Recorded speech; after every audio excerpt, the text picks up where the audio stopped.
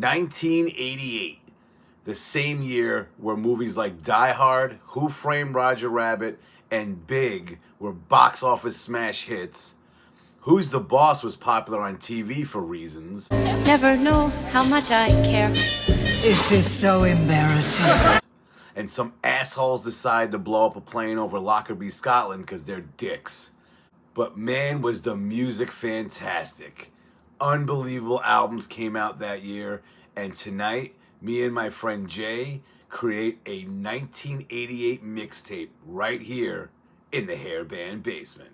This is the hair metal theme for the Hairband Basement show, where I talk about hair metal and stuff and things. Welcome to the Hairband Basement. I am your host, Basement Brian, and I got one of my recurring guests here. Jay is back in the basement to discuss the best songs that we know from 1988, and we're going to make a mixtape. Jay, why don't you introduce yourself yet again to the crowd, because I think they know you by now.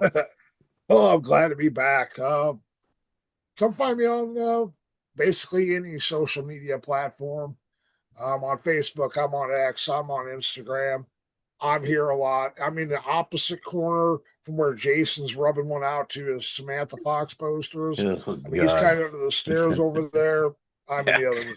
So yeah, that glad post to is be not back. stuck up with that post is not stuck up with tape, but to say that.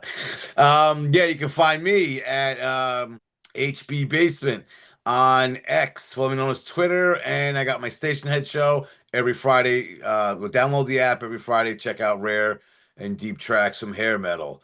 So yeah, we got another mixtape this year. This time the year is going to be 1988. And it's the same rules as all the other ones. 10 songs, 2 of them got to be ballads, and then the rest is up to you. So how are you starting this tape off? I'm going to start off by kicking somebody who's listening to it right in the fucking balls. No Mercy by LA Guns. I fucking had to cut LA Guns. Nice. Nice. Oh, I cut it love and I LA. was like, fuck, I hope Jay's got this because I gotta rearrange shit if he doesn't. Oh, I love LA Guns, man. Hollywood Vampires would be my favorite disc by them, but the first two are, you could make a case that they're a debut, especially as the beginning of like sleaze metal, if you will. It's up there. I mean, and the song No Mercy, fast. You can hear that punk influence in it. And Tracy Guns, I mean, some knew him, when he was in Guns N' Roses, but this really gave the world a proper introduction to his guitar playing, and he didn't disappoint. That's a great album. I had Shoot for Thrills on my honorables. Nice. And you're right, that is one of the early sleaze metal albums. But yeah, that fucking lead off track is just killer. I remember getting that on cassette 'cause I'm an old fuck. And he's like, na na na na na na na na na na na na, and the song kicks in. I was like, oh shit, this is fucking awesome. Yeah, that's a great album. Oh my god, such good shit. I think my personal favorite is the second Cocked and Loaded. That's probably my favorite. But those first three, there's some badass shit on there too. oh yeah, Air and I want to be your man. There's just they have a hell of a lot deeper catalog, I think, than a lot of people want to give them credit for. I mean, I'm with you on that. Most people, you mention, I'm the casual fan, you mention LA Guns, they're going to give you the Ballad of Jane. They might give you like One More Reason or something like that, because I did get some airplay too. But Sex Action, I remember being all over the place when this album came, when the debut came out. Yeah, you're right. But there's just a ton of good deep cuts and just badass tunes all around. Yeah, when we did the episode, we had to cut one of the songs, the worst song from an album, and all of us, when I did Cocked and Loaded, all of us were like, "Holy shit! All these songs are great." Like you're right. They're deceptively, the deep tracks are deceptively good. You don't think about it. The bigger songs, yeah, but the more hidden stuff, oh, it's so goddamn good. Right, and Holy to me, shit. that's the mark of the where you should judge a band. I mean, the hits, yeah, the hits are nice, but how deep do they go with great music on the album cuts, the stuff that you aren't going to hear on the radio? How good is it? I mean, a band like LA Guns, I mean, you'd find it hard to skip a song on the first three albums. I agree with that, definitely. Maybe isn't there an instrumental on Cocked and Loaded? Yeah. Yeah, maybe that, but it's not that long, so you just go to the next song. It's not even worth it. But Mhm. yeah, you're so right. What a God, you're a great band. Yeah, like I said, I had Shoot for Thrills on here and I cut it for something else at the last minute. Then I kind of justify it going, well, I had Some Live for Love for the 91 show, so I guess I got them covered. But yeah, good on you for having that tune lead off the mixtape. Really good fucking song. All right, my first song. It's the lead off track from this band's second album. My favorite song by these guys. And this album was huge in 88.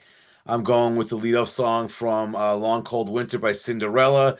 Bad Seamstress Blues, Falling Apart at the Seams. Oh, fuck, man. Beautiful pick.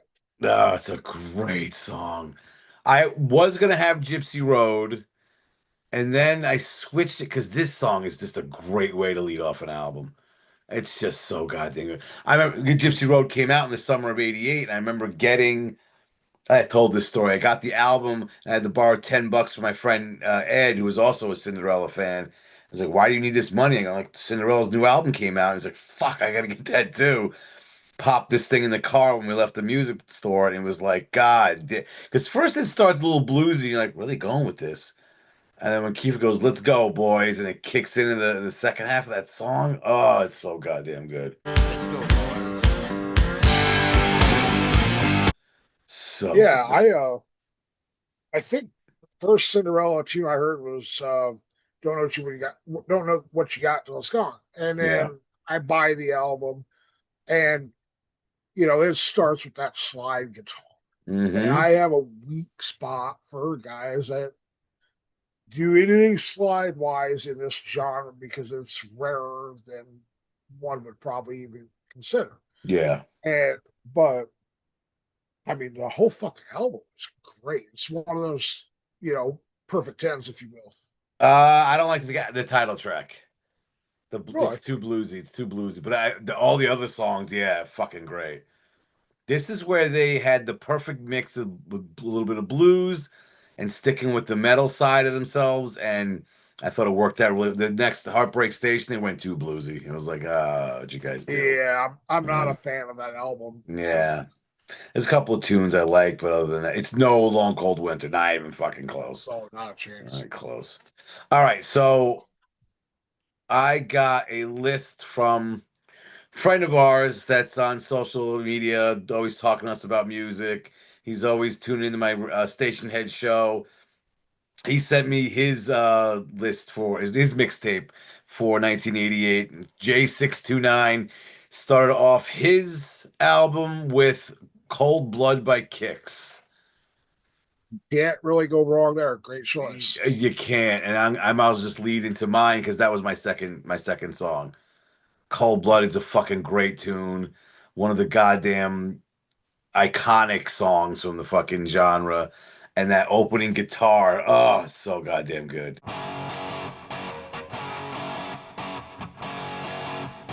Mhm. That's the song that got me into Kicks. I remember seeing the video on probably Headbangers Ball and just being like, I gotta get this album.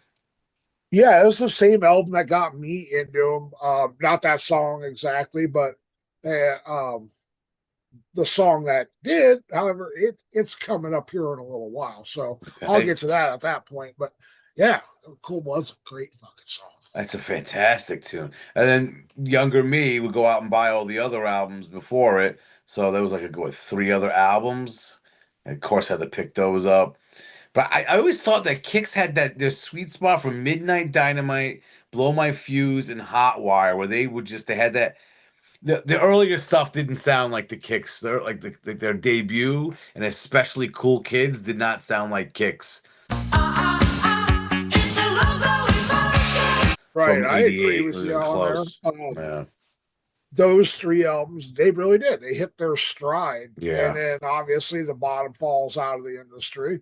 And, what's that one they did on CMC Records in like 95? Show Business or something like Show that? business. Yeah, show business. Yep. That's all right. And then, later, they break up, they come back.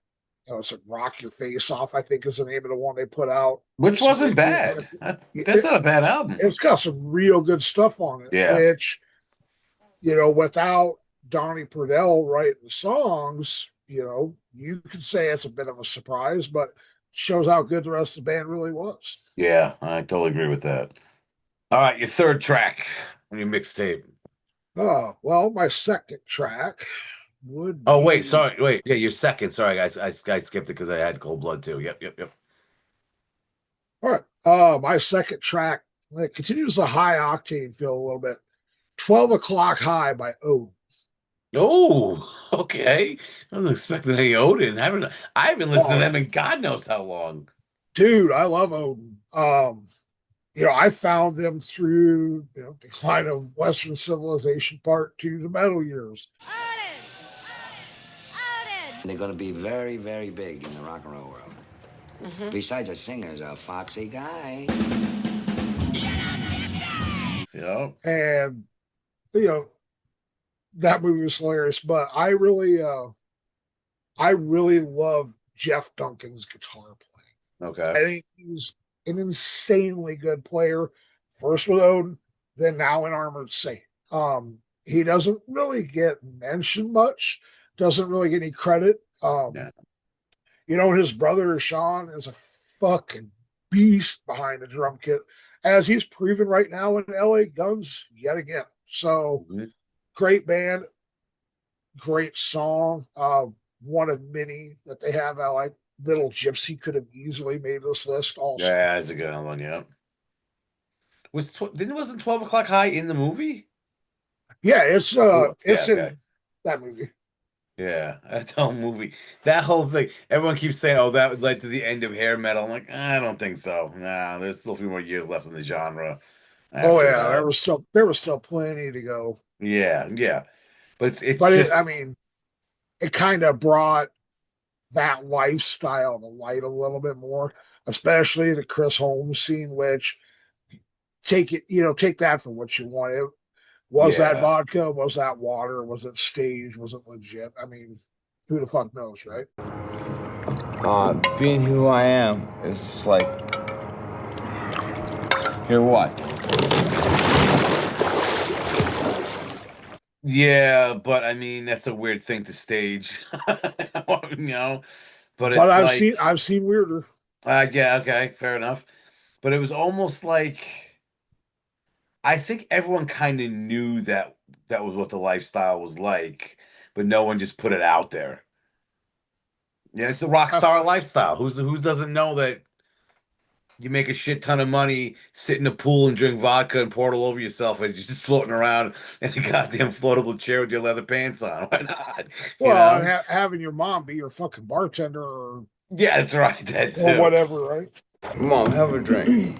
Chris, do you Yes, drink very ma'am. much? Pardon? Do you drink very much? Yes, I do. I'm a full-blown alcoholic. Just when he's awake. That's it. My favorite is Ozzy cooking scrambled eggs. Drugs, they were okay at the time, but we outgrew them, We just, we took LSD, we took cocaine, we took vast amounts of marijuana. It was fun at the time, but then we all just sort of it's not a very good idea anymore. So you have a more stable life now? No. That's just hilarious, too. I don't know, man. What if you ate those eggs? Hell yeah. Dude, the story? Fuck yeah. I had breakfast with Ozzy Osbourne, and then 2 weeks later I woke up. What the hell? Why not? That'd be a great story. I'd tell that to my grandkids. All right, so where the fuck are we? 3? Your pick for number 2. Oh no, wait, I gotta go Jay's number 2. Hold on. Yeah, right, his second song. 2. What's that? You got your number 2 yet too. My number 2 was Cold Blood. Oh yeah, that's right. Yeah, that's so right. I got that. I have absolutely no idea what's going on. All right, so J629's number two. I can't believe I don't have to have this on my album. But he had Long Way to Love by Brittany Fox. Ooh. Like, of course you gotta have that on there. Fucking great song. That got me to buy the album. That was the song that got me to buy the album. For me, it was Girl School, but um, God, I mean, that's he's got a pretty good fucking tape. Oh yeah, She so far, yeah, hell yeah, because he's got two mouth riffs tunes right there. But I remember getting this. It was the summer of '88. I just finished 10th grade, and I worked like two jobs. So I work one in the morning, have lunch, sleep for a few hours, and then I was a stock boy at like a local kind of deli thing until like midnight. So like about shit, like 6 to midnight or something crazy. And I just remember I got this album, I got the Britney Fox debut on CD, recorded on a cassette because I had a cassette player in the freezer and just fucking had that thing cranked all the time. Just every people like one time someone's getting milk and I hear them as they're closing the door. It's like someone's singing in there and I'm singing that song. I was singing that song behind the milk cartons. Good times. All right, so now you're number three, right? Yep. All right, go ahead. Number three. My number three is another probably partially forgotten about track. I mean, I'm starting to get a little bit of a knack for those. Heaven's Night by Ingrid Malmsteen. Fuck, I cut that one. That was one that really bothered me. That one, I'm sitting there going, I gotta fit this somewhere, and I fucking had nowhere to put it. Great pick. Love that tune. You know, I know Ingve gets shit for being an asshole, Because he but is. he is a true maestro at guitar. This was, I think, about the closest he ever got to mainstream acceptance. Exactly. Yep. Yeah, I mean, mostly. I mean, I dig a lot of his shit, obviously, because I'm a guitar player. Hmm. So, but yeah, great fucking song, really melodic. And you're Catchy. right. It's got that popish kind of like arena feel to it. Such a goddamn good song. Yeah, like I said, that killed me not to put this on my mixtape. Didn't have the room. Just didn't have the room. That's the song that got me into Inway. Went out and bought this For album. me, I'm like, it fuck. was actually I jammed with this guy, and he worshipped Ingve. Hmm. I mean, he looked like him. He had an Ingve signature Strat. He modeled his guitar rig after Ingve's, and he could fucking play like him. Um, Okay. but what the hell did he play me? Like, you'll never remember, I'll never forget. Okay, nice. First, Nice. and then I mean, I remember when the first time I heard Heaven Tonight, I'm like, I've heard this fucking song. Yeah, I must have caught it on radio in passing or something and didn't catch who it was. But I've been a fan ever since then. Yeah, who do you have to sing that? Is it Jeff Scott Soto or oh, who's the other I do vocalist? believe it is, but It is, okay. I was thinking someone else that might have done it. I can't remember the one I'm thinking of, but yeah, it could have been him. Yeah, that's just a great fucking song. Yeah, hats off to picking that one, dude. So goddamn good. Like I said, it killed me to cut it. And I'm like, there's got to be someone. Ah, fuck. All right, it mine. was the last one to make the What's cut that? on the list. So Wait, say again. I said it was the last one that made the cut to get on the list. Hmm. Good pick. Great pick. All right, my number three. This song should have been huge. I don't know how it wasn't. From Hurricanes Over the Edge, I'm On to You. Oh fuck yes. And that Such is a a phenomenal tune, brother. yes, it is. It's got the na na na na na na. That alone should have made it a hit. You know, that get the crowd singing that. But yeah, what a great tune. Oh, I this love band should have that been band. bigger. They have some great fucking music. They Hmm. got no do at all. And if you think about it, I mean, they were backwards Quiet Riot, with guitar and bass. Yeah, yeah, that's right. Yeah, Well, and yeah. then Kelly Hansen, I mean, He went on to bigger and badder things with Foreigner for how Yeah, many but years? Wanna know what love is? So, that Hurricane should have fantastic blown band. up. Yeah, they should have blown. The follow-up, Slave to the Thrill, was a fucking great album too. Yes, it was. It just didn't, because me and Ryan for the 1990 mixtape both had a song from that album. Mine was the ballad "Don't Want to Dream" or "I Don't Want to Dream," and it was like that thing should have been all over the radio, but nope. This song Yeah, should have been all over the radio. Like yeah. shit. I caught this song initially on there was a 3 disc CD set called Youth Gone Wild or some heavy metal hits of the 80s, some shit like Hmm. that. Mixtape, if you will, in the 90s. But Yep. that's where I caught wind of these guys in this song. And then I gotta have it. And of course, shit's out of print in the mid to late 90s. So Yeah. I ended up finding everything in their catalog over the years. Fantastic. Yeah, yeah. I remember I saw, I don't know if this came out before or after they released the title track Over the Edge as a single. I remember seeing that on Headbangers Ball, just being like, holy shit, this song's awesome. This thing's just as good. God damn, so goddamn good. I remember this on the CD, and I thought it was the coolest thing as a teenager. It had a hurricane on it. So you had the silver and a black hurricane kind of on the. I'm like, of course, why wouldn't you do that? Hell yeah. But yep, that's my number Yeah, three. yeah, they're one of them bands that try to figure out why they didn't get big. You give yourself a fucking headache because they No had the idea. songs, they had the look, they had the The- musicianship, they had everything. Yep. Yeah, yeah. All right, Jay had for his third, mad respect for this. Vision in the Night by Lillian Axe's debut. Fucking great.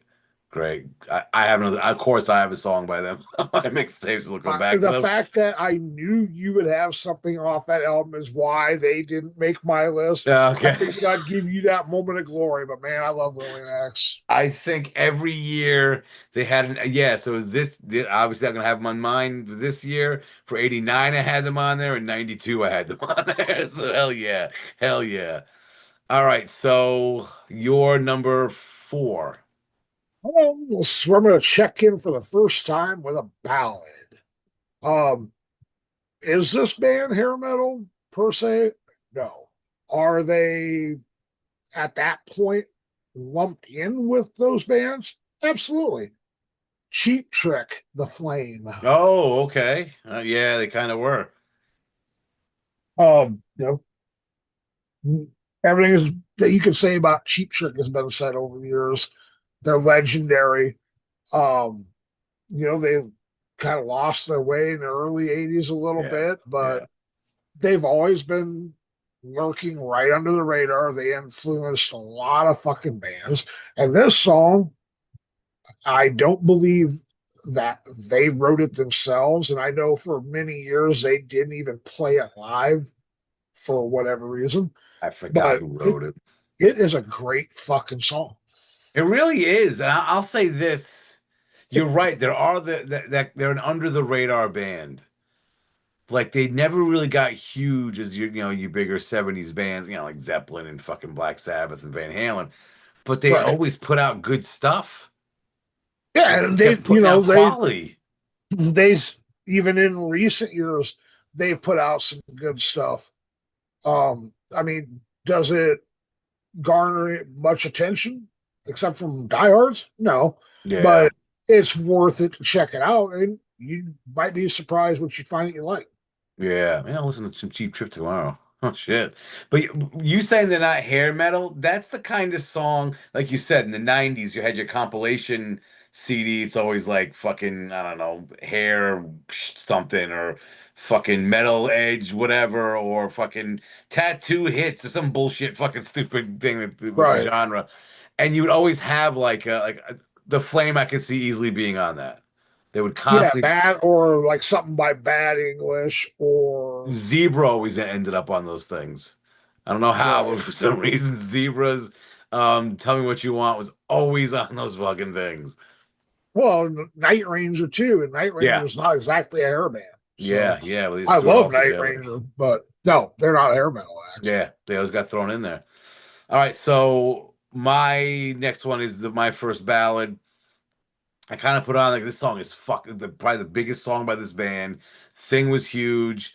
I think it's one of the best ballads and definitely one of the most popular ballads in the genre, and that's Poison with Every Rose Has Its Thorn from Open Up and Say Ah. I was kind of Well, like I kind of got to put something from them on this album. That thing was massive, just fucking massive.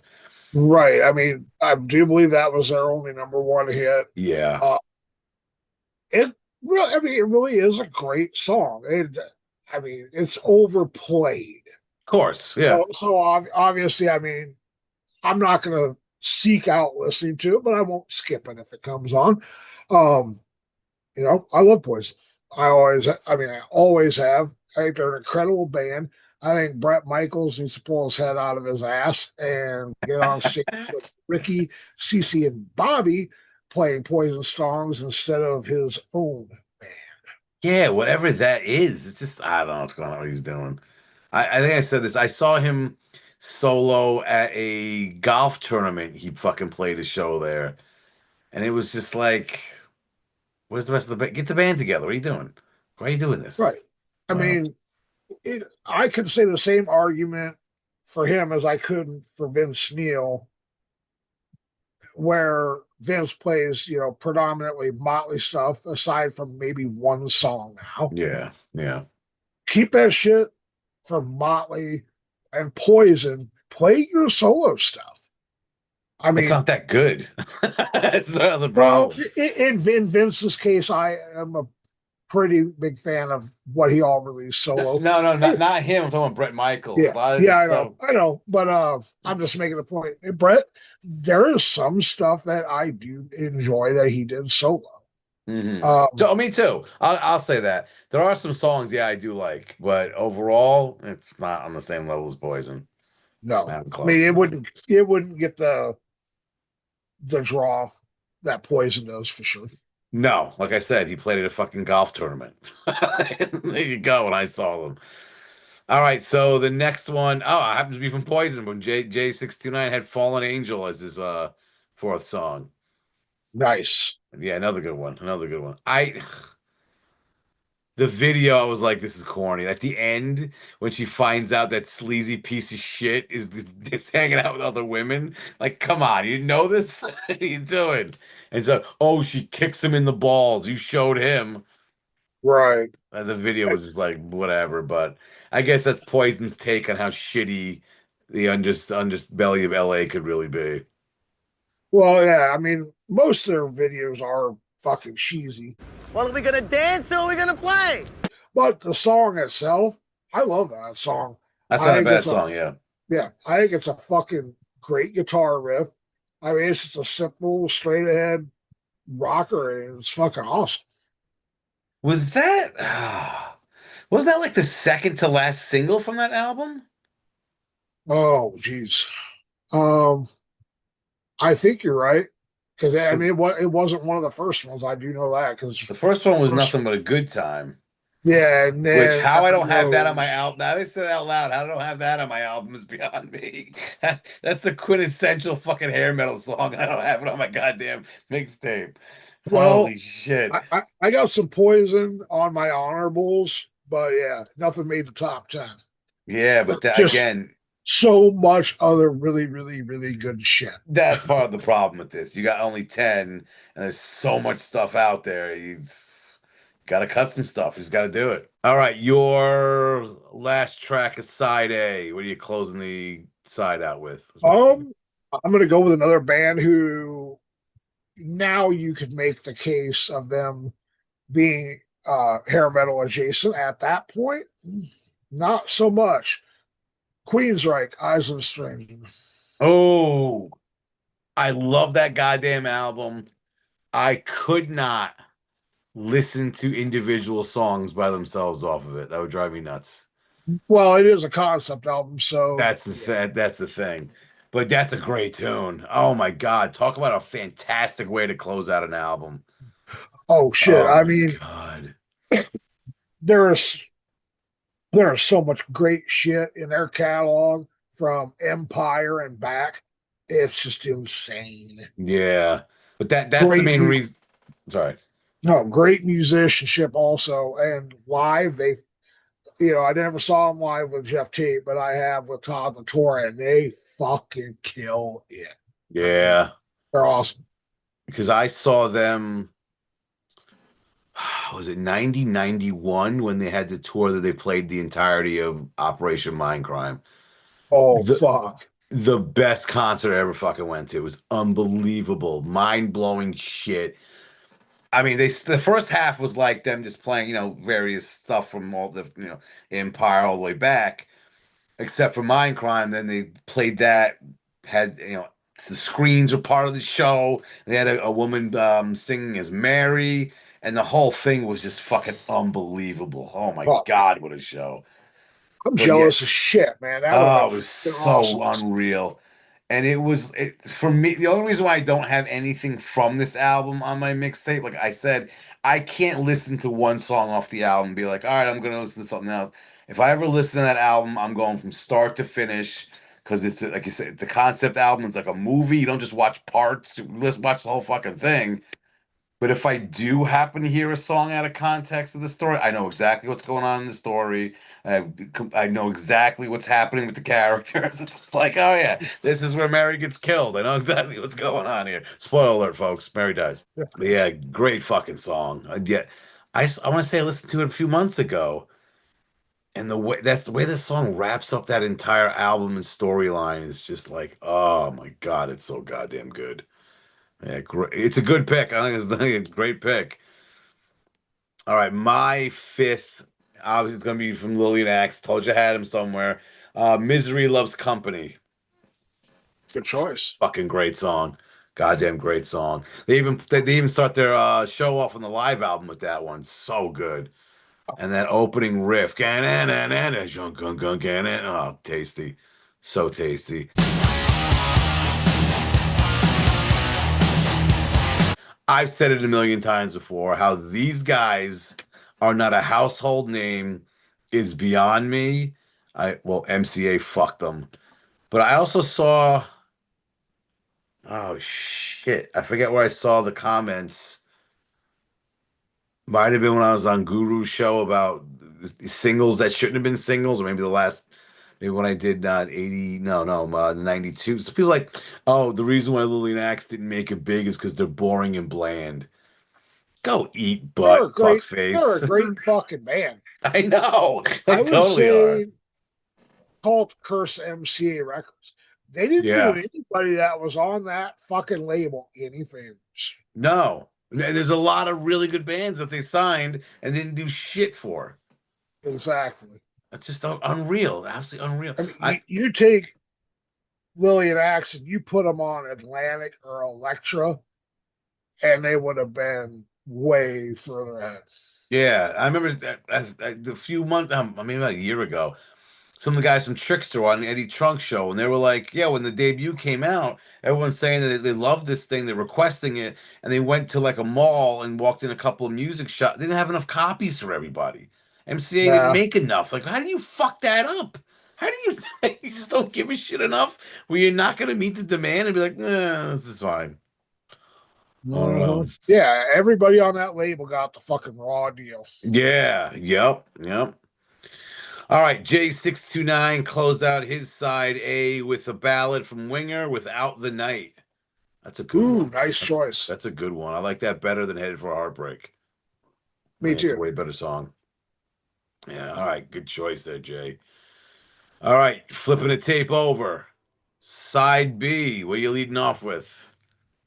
Oh, I'm leading off with the Bullet Boys, Hard as a Rock. Ooh, okay.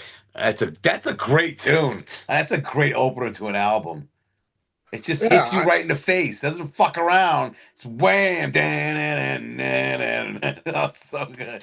yeah, Oh, I saw them open for, obviously I've got my Bullet Boys story from years ago, but I saw them open for Stephen Pierce earlier this year. mhm. And I mean, they sounded like shit, but I love the song. It was real.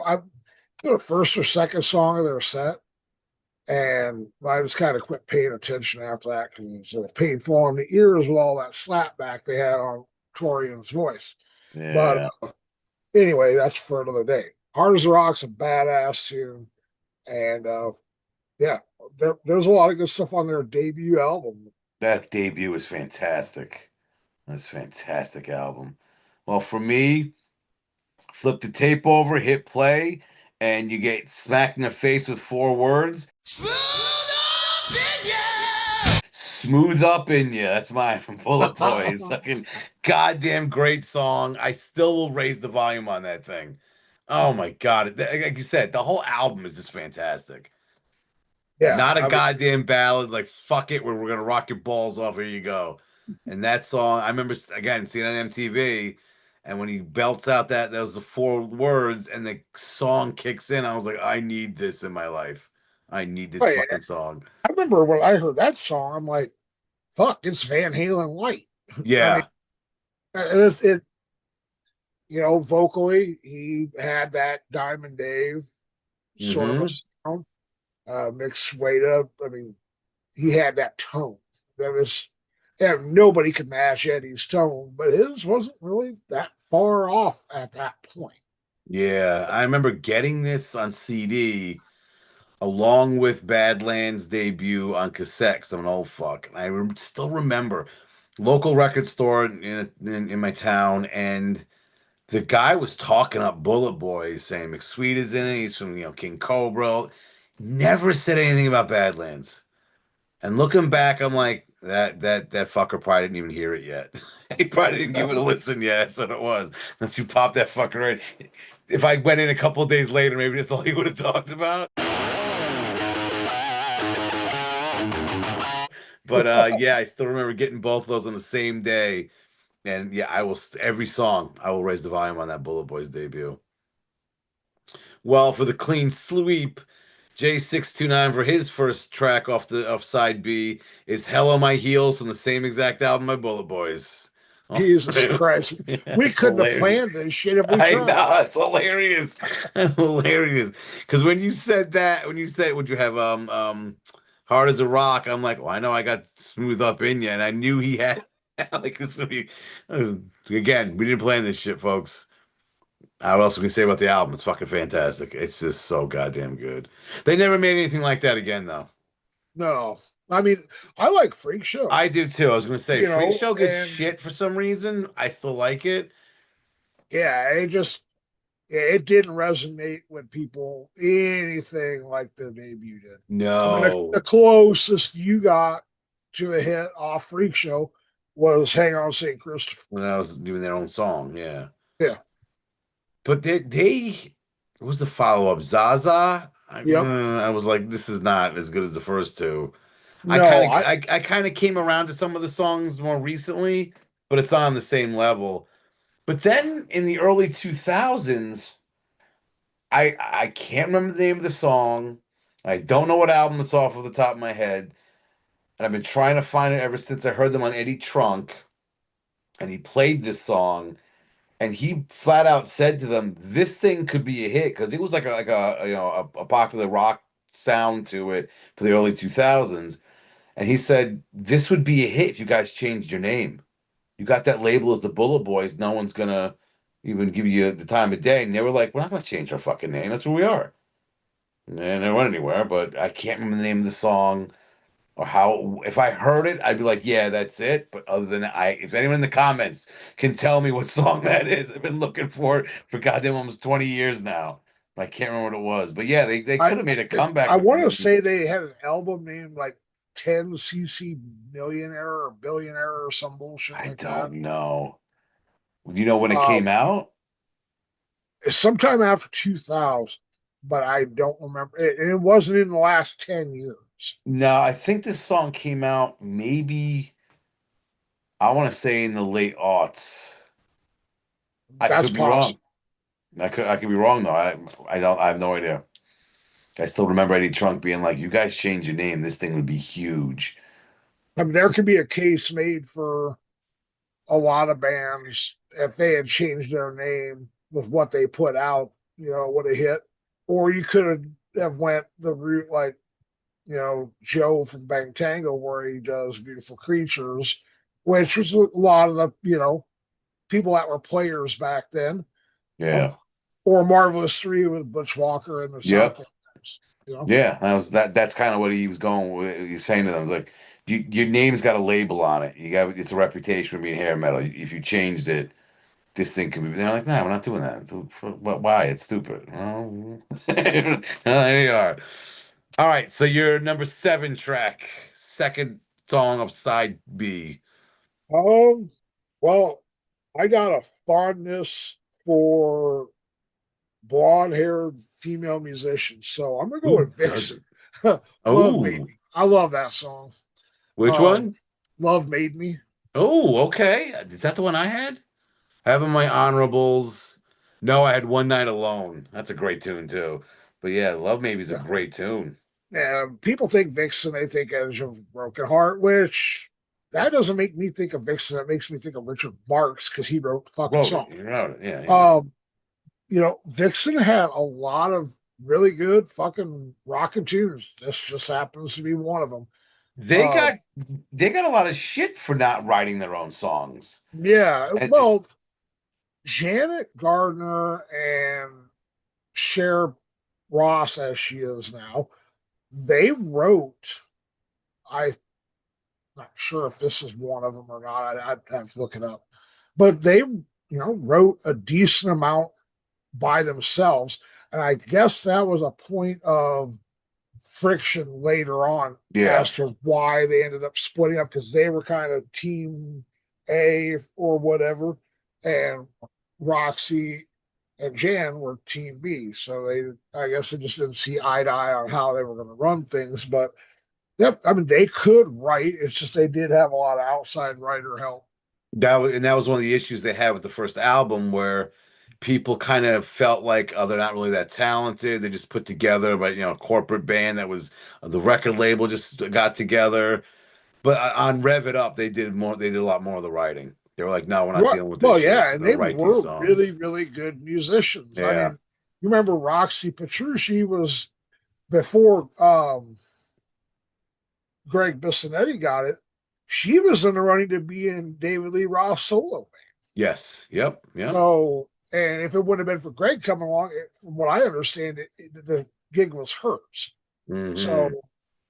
I mean, you weren't going to get that gig unless you could fucking play like a beast, Of not course. with being in the same band as Steve Vai and Billy Sheehan. Yeah, So, yeah. That'd been interesting. I still think she's like Vinnie Vincent's long lost sister or something. They look they look just like each other.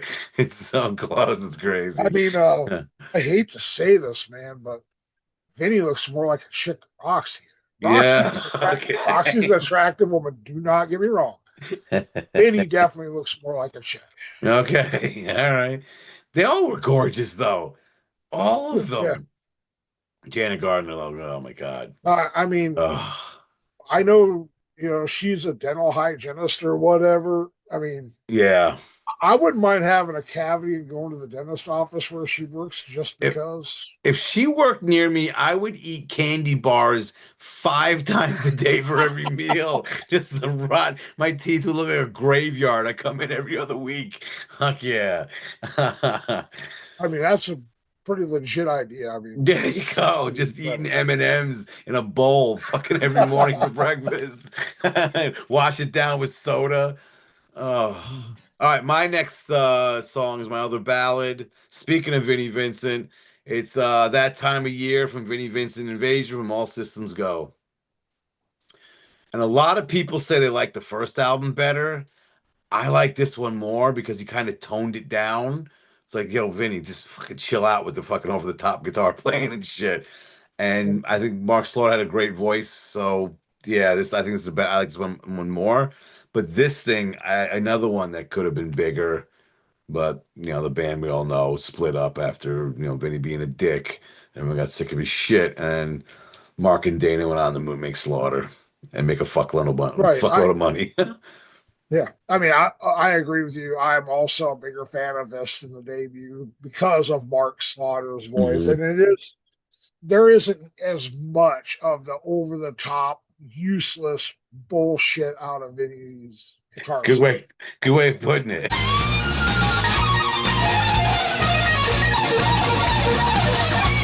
I mean, that's his point as I could think of right now. It's been a long day. But no, Vinny is a great guitar player, but it's like he tried too fucking hard to act like a god when he fucking got out of Kiss.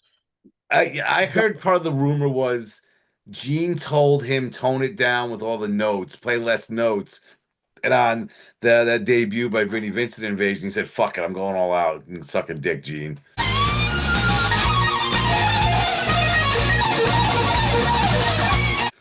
Well, didn't sell if that's much, the case, he succeeded in his quest. Yeah, I think my problem with the album is because after a while, you're just like, "All right, I got it. Just tone it the fuck down." It's been 7 songs, and you're still like, holy shit.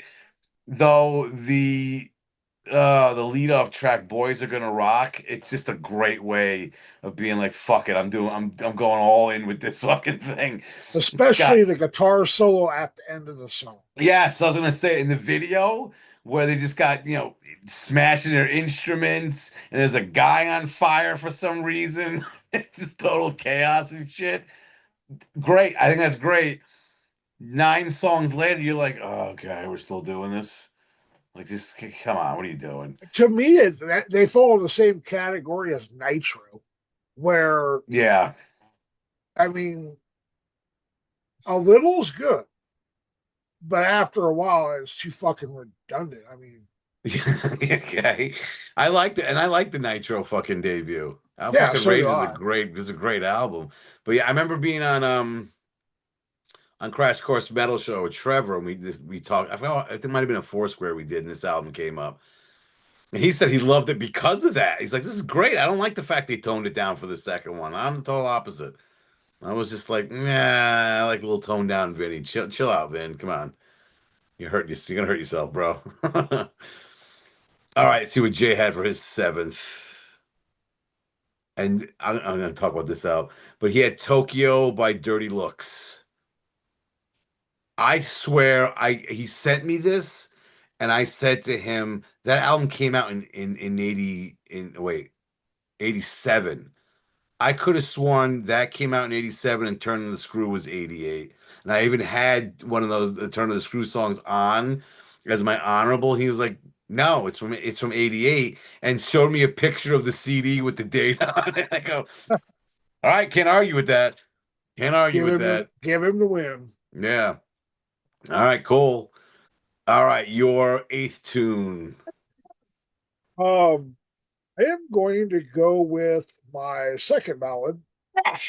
Um, Pardon the sneeze in the background. I'll edit it out. Maybe. Don't Close Your Eyes by Kicks. Yeah, I thought I figured that's the one you have, and you said you had one from this album. Yeah, it's a fucking great song. It's a little bit. I mean, it's not your typical ballad. And that's the thing I like about it the most. And it's darker. I mean, it touches on, delicate subject matter, if you will. It's not the "oh honey, baby, bullshit, I miss you. Quit fucking banging my drummer when I got my back turned" bullshit. I mean, it was real and fucking. We've discussed Kicks in great length at times, and we're on the same page. So, fucking. It's just amazing. It's just amazing they weren't going to release that as a single. Right. Like, what the fuck? But yeah, I think "Tear Down the Walls" from the follow-up album Hotwire was a better song, but I could see this thing was huge. That was a huge song for him. I definitely see why that's on there. So that's the one that got you into Kicks? Yep, it is. Yeah. Interesting. Okay. Guy I was buddies with played it, and I'm like, that opening piano keyboard. I'm like, the fuck is this? Yeah. Yep. And the chimes. And then when I'm listening intently, and then when it finally gets around to kicking into the chorus, I'm like, fuck yeah, sold. Take my money, give me the fucking tape. Yep. There you And I go. say tape because, like you, I'm an old fuck. You're an old fuck. We're all old fucks. If we're an old fucks, we wouldn't even talking about this. Unless you're Mariah. Exactly. Unless you're like Mariah. It's True the story. anomaly, the one youngin that likes the shit. All right, my which one was that? That was your eight, right? Yep. This one, I'm gonna say not only cutting it was why I had to cut LA Guns off my list, but there's a lot of songs. Even Heaven Tonight, Long Way to Love. There's a lot of songs that got cut because of this one. And I fucking love this album. I was like, they gotta be on here somewhere. I didn't go with the bigger songs, one of the deeper cut. Desperate People by Living Color off their album Vivid. That's a Fucking love that. great fucking album. I In love my it. honorables, I have a tune from there, but it's called a personality. But Yeah, I mean that was the big one. I get it, but right, that whole album, top to bottom, is just so goddamn good, I so good. agree. The everyone's talent. Muzz Scullings is a fucking incredible bassist that no one really brings up a lot, but all of them are just fucking great. And yeah, I remember getting this on CD, and ever since it's been one of my all-time favorite albums. I love this thing. Yeah, I was fucking hooked on him when I first heard him too. And you're right, this is a great fucking song. And Vernon Reed is a phenomenal guitar player that doesn't really get mentioned a whole lot either. That No, he seems to be a doesn't. reoccurring theme. And Corey Glover's a great fucking singer. Yeah. Yep. So I Yep. mean, A good front man too. oh yeah. Yeah. I And mean, he even rocked the spandex very fucking well. So no, with the he armadillo went in on his a pants. prerequisite stuff. Yeah. Yep. And yeah, like I said, I just every song on this album I fucking love. So I almost went with Open Letter to a Landlord. That's a fantastic song. The subject matter is fucking great. And I was like, is that really a ballad though? Because it kind of starts off slow, but then it kind of kicks in. And I was like, I'm not gonna go with Desperate People. It's just great. I like the what is the money's gone and your crowd is too. Just Mhm. good stuff. And their cover of the Talking Heads song, These Memories Can't Wait, is fucking incredible. Yeah. Every song, just every song. God Yeah, damn it. they're on the very small bucket list of bands that I want to see that I haven't seen live yet. They were on here twice with Extreme in the last few years. Oh, what a great lineup. Yeah. But let's see, one night I had tickets to something else, a different concert, like 5 hours away from where that concert was, Mhm. and the other time I couldn't get out of work. So they still remain. Hopefully someday I get to scratch them off. The only time I didn't see him live, but the closest I got was during COVID. They did a show online, but nobody was in the club because everyone thought, oh, you get too close to people, you're gonna instantly die and your face is gonna peel off. So it's weird to hear them. It's cool to see them play, but then when they're done, there's no crowd reaction because nobody's there.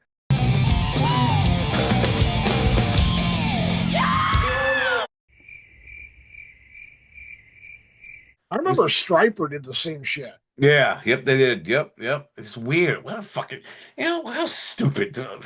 You look back at that, you're like, what a bunch of dumb assholes we were at this fucking thing.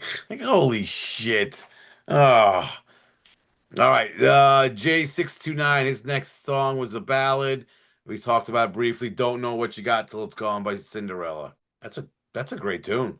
It is. I won't search out for it to play it, but if it comes on, it's like, yeah, this is good. This is goddamn good. Now I wish I could get out of work tomorrow night to go see Tom Kiefer and LA Guns a couple hours from here. Mm-hmm. Nice. Nice. Don't let the boss hear you. All right, your Oh number. fuck. I'd be in so much shit. I They'd have to know. bury me twice. Imagine that. He's watching, and all of a sudden he's like, motherfucker, that's why he wasn't there last week. Get that asshole in my office now. Huh. All right, your number nine. Almost close. Wow, this one was done with our tapes here. Oh, well, I am a big fan of this whole album, but we're here. House of Lords, I Want to Be Loved. That's a good one. Fuck, I forgot that album came out this year. You know, I if the band name House of Lords, You know, a member of that band also appeared on Full House, Lanny Cordola.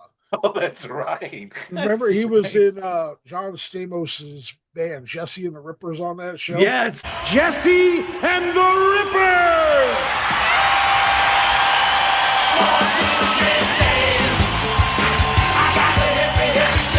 Yes. Jesse and the Ironically, Rippers. that's what got me into House of Lords. Get because out of here. I remember reading a fucking article somewhere. I mean, you can, if you're watching Full House, you can look at that guy. He's got to be in some sort of a rock or metal band. And then I was watching the end credits of one episode where it had him as a song for a songwriting credit that I was wrote for that TV show. Mm-hmm. And so he is a musician. And I saw an article somewhere that said he was a guitar player in House of Lords. So I'm like, okay. And I went and found the fucking album, and I'm like, holy shit. I was impressed. But this guy can play. Later on, I see the video and all that bullshit. But no, I love that album, man. That's a great fucking song. And I don't think it got the success it deserved. The song should have been a way bigger hit. Yeah, I think that band should have been bigger overall. It's just that's absolutely. That's another one I never. I still remember the episode of Full House where whatever the fucking Danny was that his. I don't know. I knew why I was too. Bob Saget's Bob Saget's character. And he was dating a girl that was like in college. Like he was like 53, dating a 21-year-old or some shit. And in the episode, she wanted to go to a Slaughter concert with him. Danny and I are sneaking into the Slaughter concert. Dad, you're gonna go see Slaughter? Oh, you're so lucky. I remember that. Fuck, I remember that. Like, dude, I think my kid had it on a few years ago. And at the end, he's like, I can't go out with this girl. She's too young. And I'm sitting yelling at the TV going, what are you doing? You have 3 fucking kids at home. You have no life. Just bang her once, get something. Man. Come on, what are you doing? Now Danny. Bob Saget would have done that shit, because if you've listened to his stand-up, I saw him live. Squeaky clean Danny Tanner. No, I remember the first time I heard his stand-up, I'm like, fucking shit. I couldn't stop laughing. But yeah, that episode of Full House, I mean, I love the show. I actually have it all on DVD about 3 feet that away. Nice. Because I saw him live. Oh my God, must be almost 20 years ago, maybe. And he was shit-faced. And you're right, his fucking stand-up, it was filthy as all shit. And you're like, this is Danny Tanner. What the hell? This is the Full House, America's Home Video fucking guy. But I heard part of the joke was like other comedians knew what his stand-up was like, and now he's on this family-friendly show, and they're like, "Dude, come on." He's like, "Hey, it's a paycheck. Fuck it, whatever."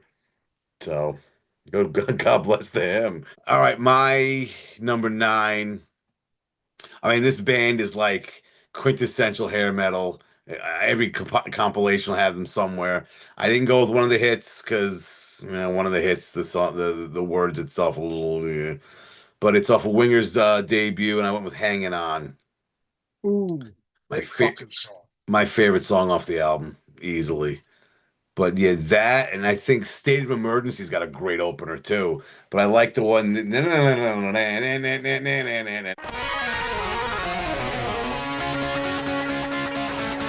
Oh, it's so good. That thing could have been a single easily. But yeah, I love that whole fucking album. Sans Purple Haze. Yeah, I understand why they did that. I love that band. I've made no fucking secret about that over these videos. And I got my number 10 track is off that album. So. Nice. Okay. All right. We'll go back to that. Jay had "Hanging High and Dry" by Brighton Rock. Damn. Wow. Okay, so I am not familiar with that at all. I have heard the band name, but I've never got around to checking them out. They're pretty good. They're pretty good. I've heard of them, but I'm not like deep into them. But I'm not gonna, Jay put on there. I'm gonna trust him. I'm sure it's a good song. He Yeah, likes good I'll have to check shit. it out. All right, what are you closing the mixtape out with? Time to Surrender. Nice. Okay, nice. That's a great tune. Oh, what a great opening riff to that thing.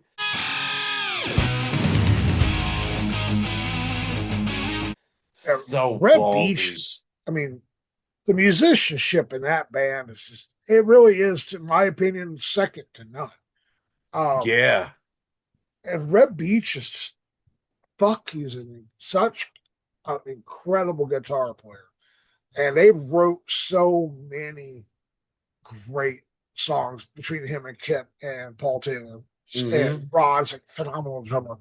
I mean, I could have a fucking make my own greatest hit CD of Winger, and it'd probably be a fucking double album. Yeah. Oh, easily. They've got so much shit that I enjoy. It's just crazy. But aside from, like I said, Purple Haze, there's not a bad song on that Yeah. album. And Time to Surrender is just fucking it's musical genius to me. Oh, it's great. Again, that opening again, and that fucking riff is just killer. Totally Mhm. killer. But like, oh, who's the there was a story that a producer was asked, I can't remember which producer it was, but he was asked, who would you have if you had needed musicians to, an all-star musician lineup to make a record, who would you take? And the guy's expecting him to list, this guy, this guy. The guy just said Winger. Have Winger come Yeah, in. yeah, Get you it couldn't done. go wrong. Yeah. Really. I And mean, you uh, because that's what Kip Winger did. That's what Rep Beach did. That's what hmm Rod did.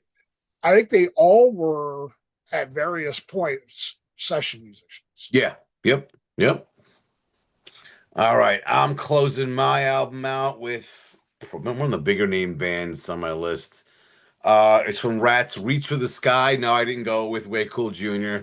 I thought about doing I Want a Woman, which is a great tune, but I went with the closing track off the album, What I'm After. I think my favorite off that album. I love that song. So good, goddamn. And Jay had that as his closing song too, actually. It's like, I mean, all three of us on the same wavelength with some of these fucking things.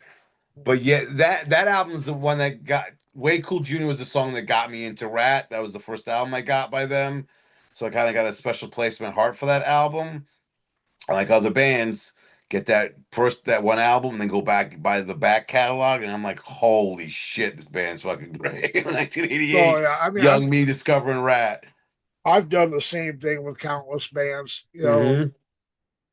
and usually to a high success ratio as far as liking what I found. I mean, I'm just glad that I found Motley Crue before Generation Swine.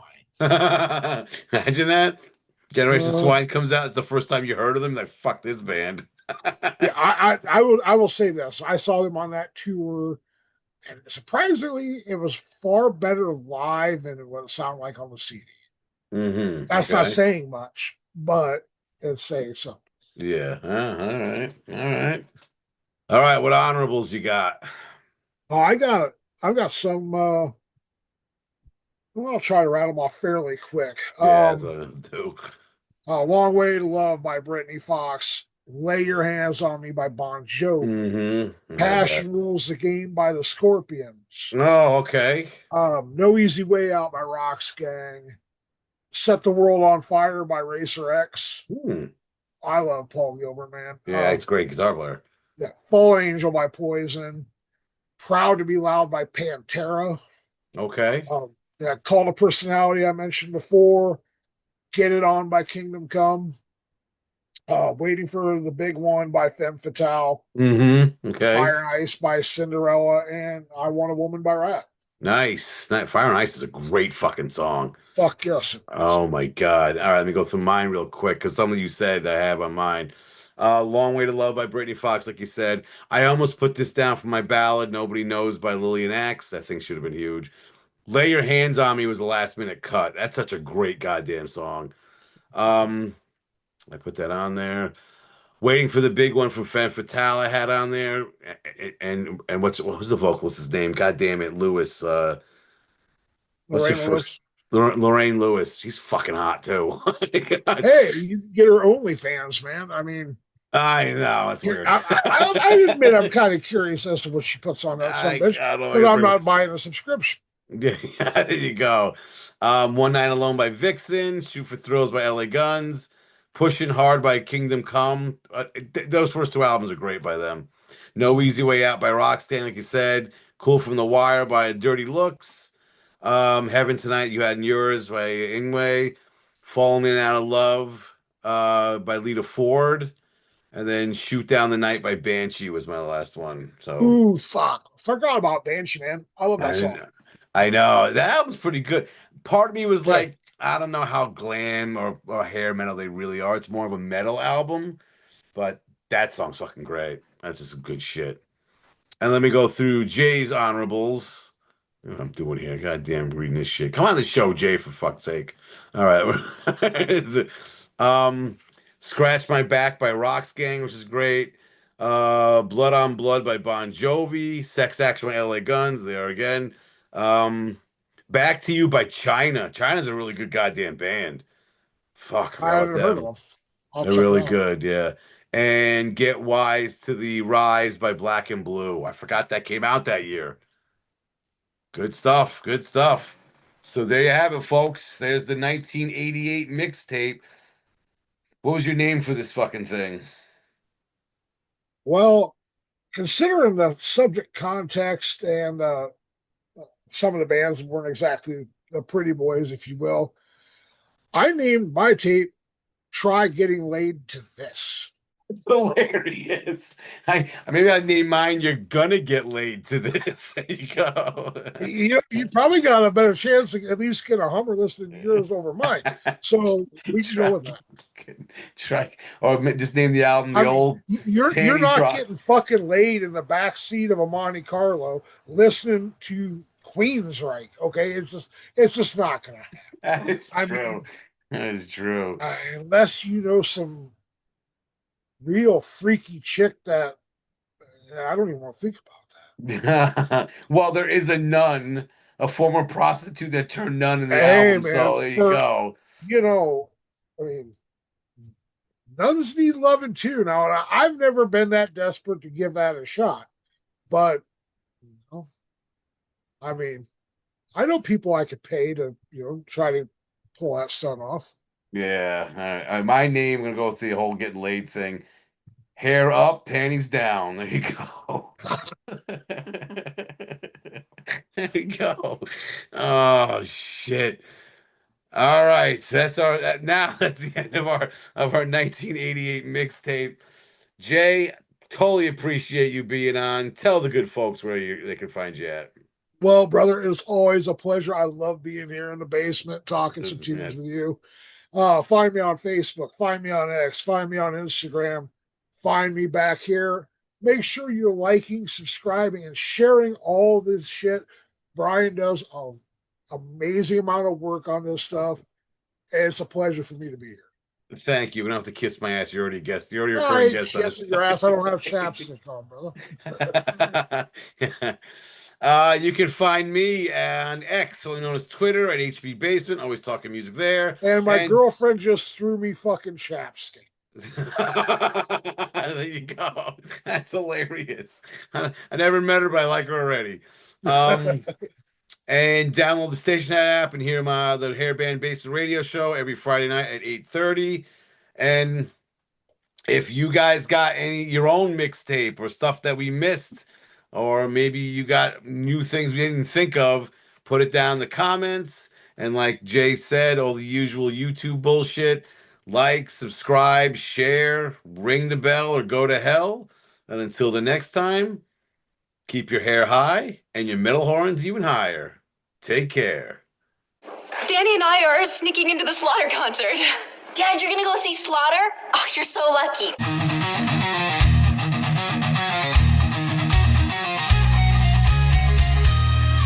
Brian, what the hell are you talking about? I don't know, really.